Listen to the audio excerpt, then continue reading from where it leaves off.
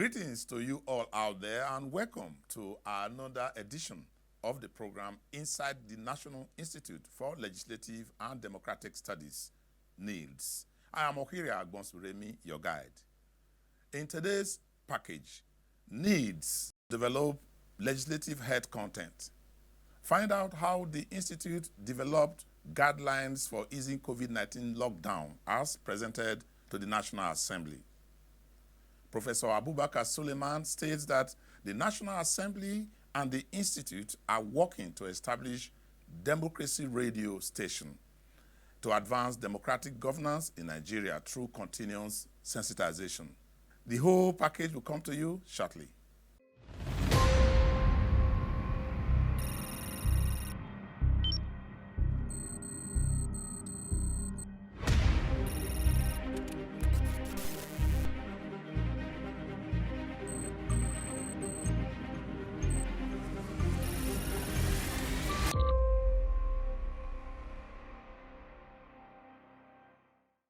And thanks for remaining with us. The Director General of NILDS, Professor Abubakar Suleiman, has urged the National Assembly to continue its support for the Institute. While making the call at his inaugural meeting with the management staff of the Institute, Professor Abubakar Suleiman also renounced his membership of any political party.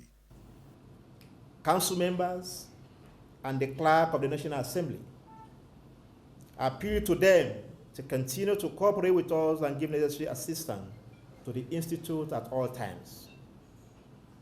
Toward this end, therefore, I hereby announce my dismemberment of any political party in line with my new mandate. While commending the former leadership of the Institute under Professor Hamalai, Professor Suleiman promised to improve on the programs and activities of the Institute. The vision and effort of the founding fathers, particularly the pioneer and immediate past Director General, Professor Ladi Amalai, is commendable. The effort of the management and various scholars, resource persons, consultants at all levels of the Institute since inception are in no small measure a commendable one. I shall improve on the existing structures in academic contents, physical structures, and capacity building of legislatures and legislative aids. The academic component of our mandates will be developed to an enviable world-class standard. We will inculcate academic culture and expand and improve on the existing academic programs such that the quality of our researches will address the existing legislative and democratic challenges of our nation.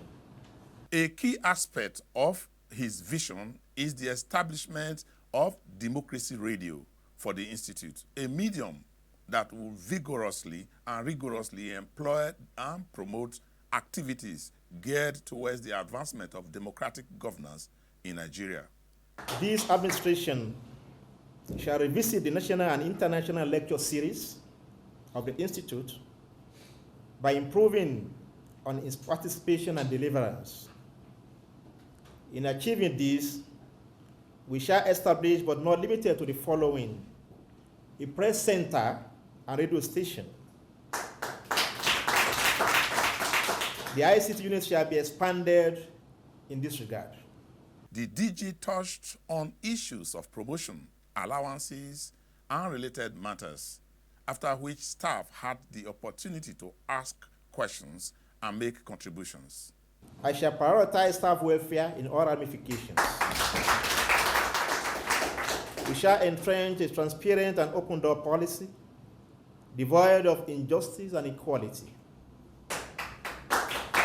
All staff shall be treated equally, regardless of your religion, ethnicity, affiliation, or association. We take a short break and we'll be back.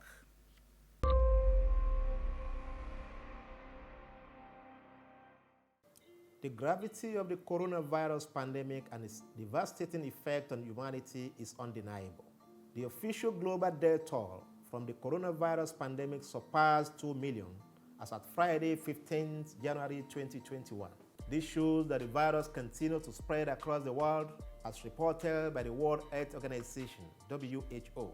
In order for us to contribute our quota in curbing the spread of the virus, as well as overcoming this pandemic, we must work together to protect ourselves by strictly adhering to the health and safety protocols put in place by our frontline health workers as first responders.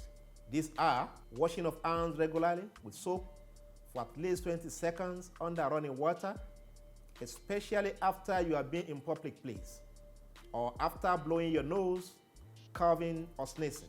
Frequent usage of hand sanitizers, wearing a face mask to cover the nose and mouth, maintaining social distancing by staying 6 feet away from others, avoiding poorly ventilated spaces. By taking these simple yet important measures, we shall surely overcome this ravaging virus. I am Abubakar Olanrewaju Suleiman. Please stay safe.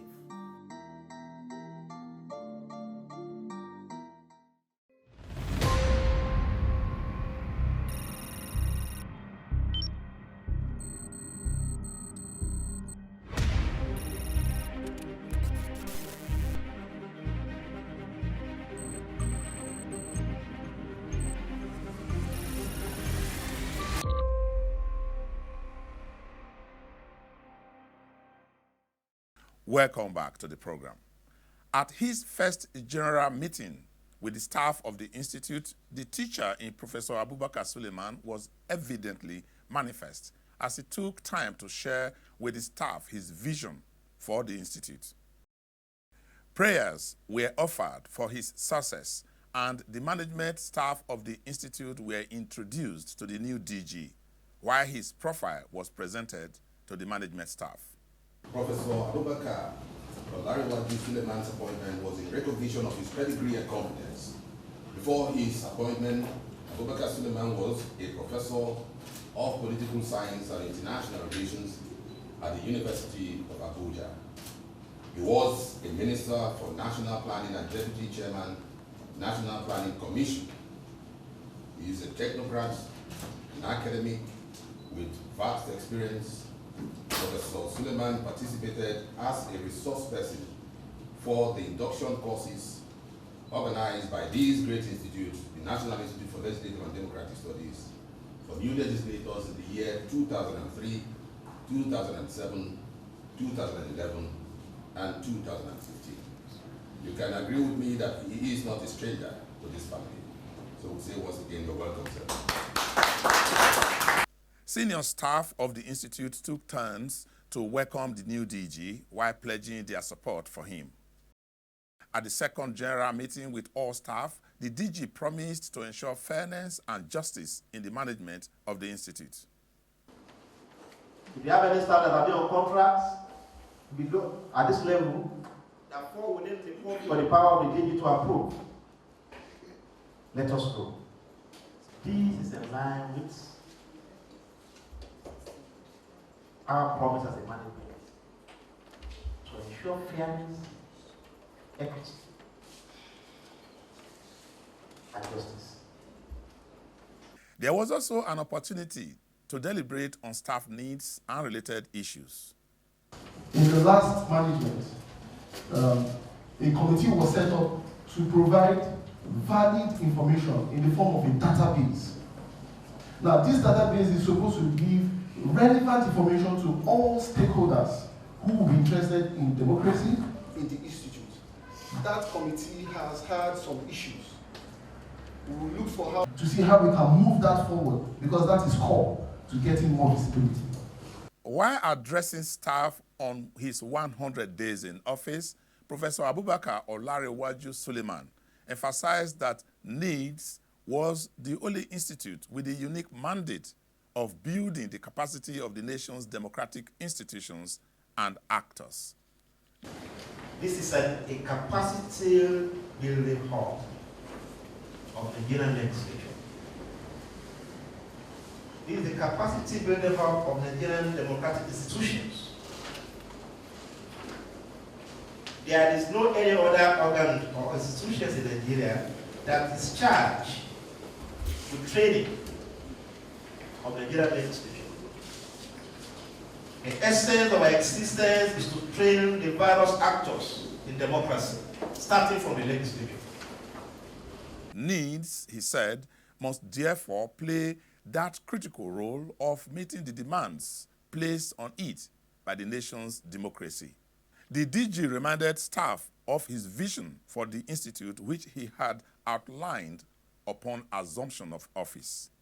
Upon assumption of office, I immediately reviewed staff welfare and grievances with the aim of providing a blueprint for changes and reform that will make NILDS more effective. I've also prioritized staff training and initiated measures to enhance the capacity and effectiveness of staff. As it stands today, about 40 staff have benefited from foreign and international training programs. Also, you may recall I promised upon assumption of office to embark on comprehensive staff audits exercise to maintain a rigorous system of internal control and accountability, as well as mitigating the risk of being liable for unfair employee practices. Keeping with this promise, it is my pleasure to announce that the 5-man independent committee comprising seasoned experts will be inaugurated next week to carry out this task.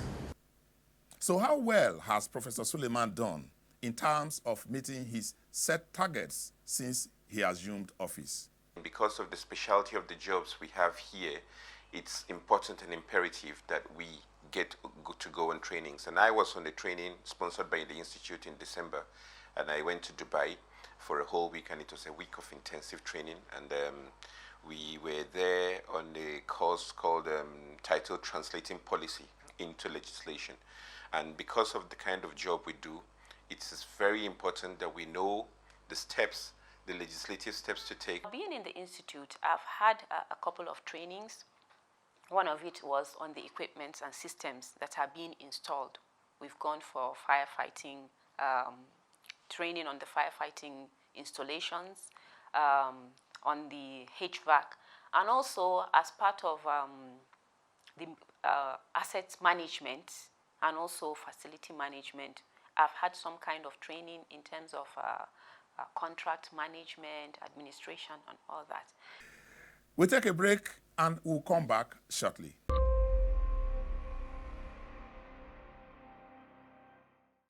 The gravity of the coronavirus pandemic and its devastating effect on humanity is undeniable. The official global death toll from the coronavirus pandemic surpassed 2 million as at Friday, 15th January 2021.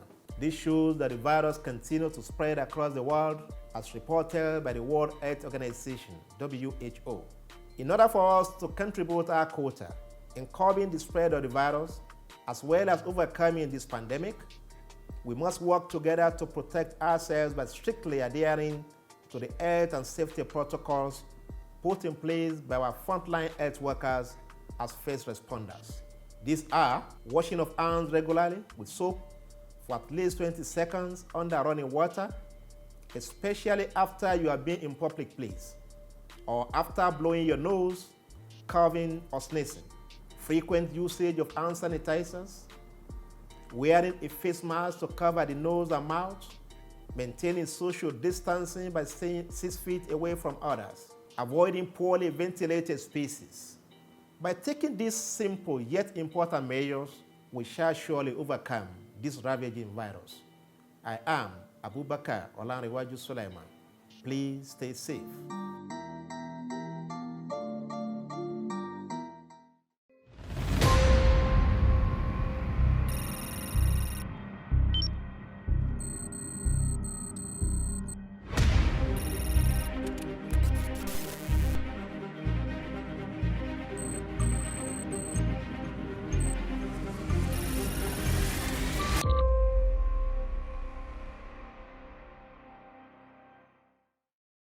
Welcome back. It is worthy of note that the NILDS 2019 General Election Observation Report has been presented to the Independent National Electoral Commission, INEC.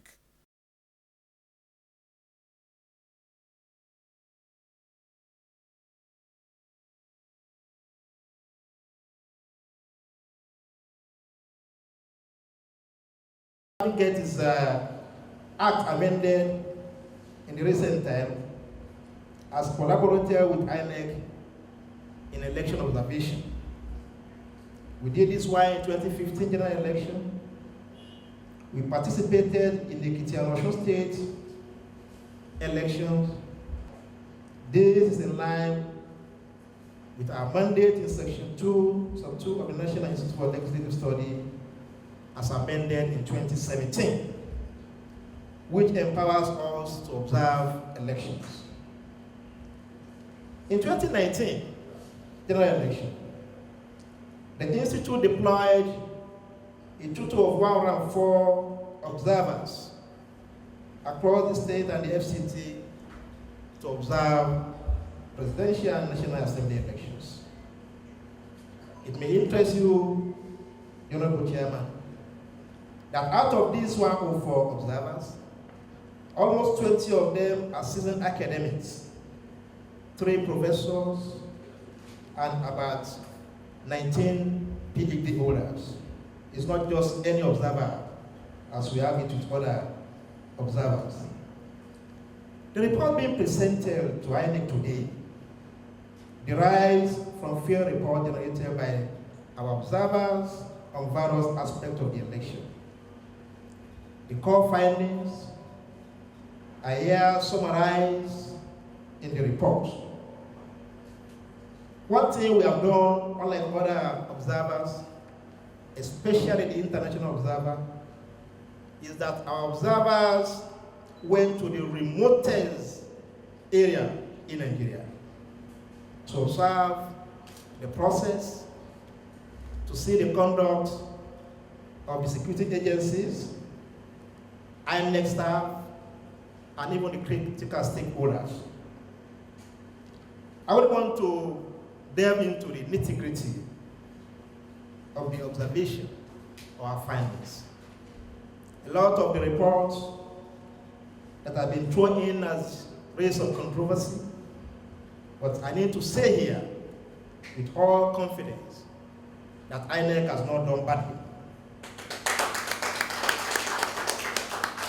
It is therefore my pleasure, on behalf of National Institute for Democratic and Legislative Studies, to present what we see as the observations of the 2019 general elections. I want to believe that the various findings, observation, recommendation will be useful in deepening our electoral process. It is my pleasure, therefore, to invite, if I'm not doing the work of the anchor person, to invite the National Commissioner to present to you the National Institute for Legislative and Democratic Study 2019 General Election Observation. Report in Volume 1 and Volume 2. I want to believe, as I said earlier on, that you find this report useful, not only for INEC staff, not only for our electoral process, and indeed for Nigeria and the international community.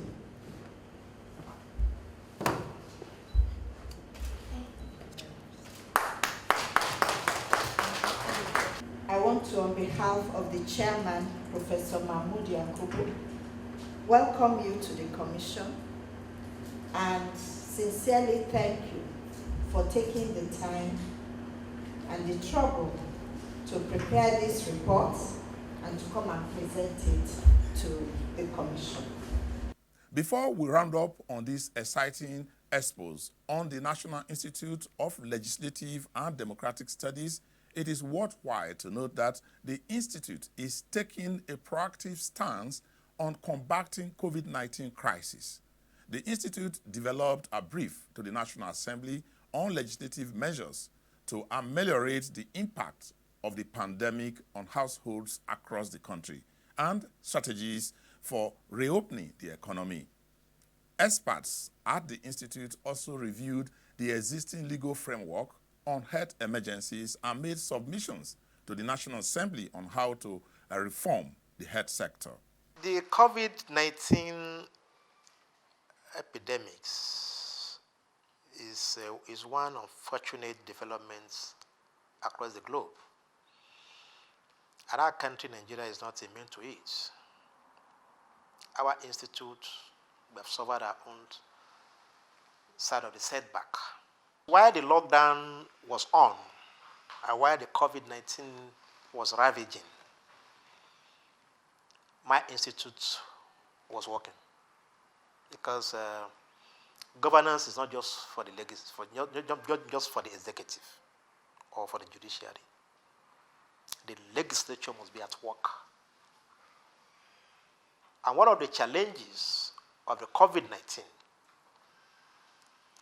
is this issue of governance. It's like trying to bring a new dimension to governance. It's trying to overhaul the essence of governance. It's trying to prioritize our needs, our focus. And for this to be done, therefore, every organs of government, agency that need to play one role or the other must be there to do it. So, our institute is supporting institute for the legislature, for critical stakeholder in democracy. We were there every now and then, coming out with some legislative initiative in form of motion, drafting, in form of bill drafting, while the lockdown was on.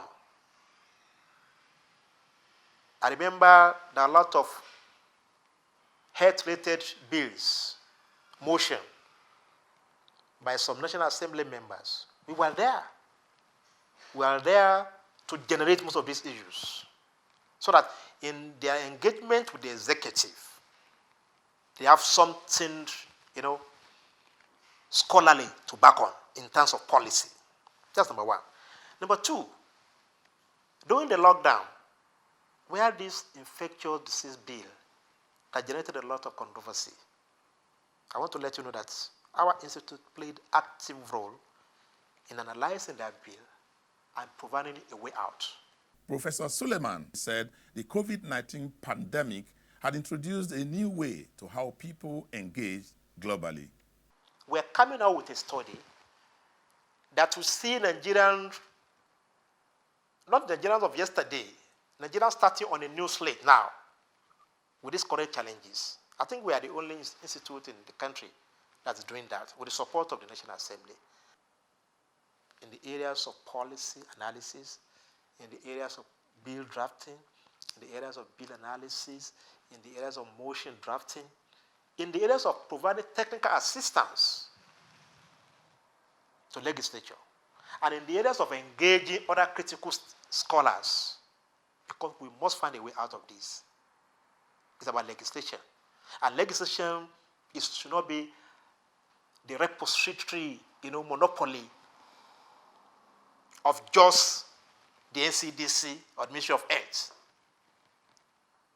So when it comes to the intellectual support, when it comes to in terms of mobilizing intellectual support, that is where our institute comes in. And that's what we are doing now. Thanks for remaining with us. For more updates on the activities of the National Institute for Legislative and Democratic Studies, visit the website and other social media platforms as displayed on your screen. And that's where we are concluding on today's show. Before I bow out, let me recall a statement by Ralph Nader. He said, and I quote, "There cannot be daily democracy without daily citizenship. Be a good citizen. That's what makes democracy work." I'm Okiri Agbonsuremi. Have a lovely evening.